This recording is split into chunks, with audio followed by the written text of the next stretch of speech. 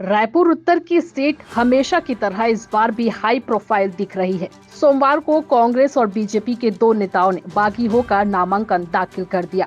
कांग्रेस नेता और पार्षद अजीत कुकरेजा बागी होकर निर्दलीय चुनावी मैदान में आ गए हैं। वहीं बीजेपी से बागी होकर सावित्री जगत ने गुरुवार को पूरे शक्ति प्रदर्शन के साथ नामांकन रैली निकाली है।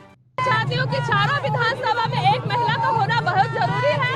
महिलाएं रहेगी तो महिलाएं के मुद्दे की बात कर सकेगी, महिलाओं को न्याय दिला सकेगी और बहुत सारे समस्या है, छोटे छोटे मूलभूत सुविधा है, उसको उपलब्ध करवाने के लिए भी आगे बढ़ेगी। शराबबंदी मुद्दा रहेगा इस बार। बहुत बड़ा शराबबंदी सबसे ज्यादा, क्योंकि समाज में हमारे समाज के उत्कल बस्ती की समाज की महिलाएं और अन्य समाज की भी महिलाएं पीड़ित है, प्रताड़ित है।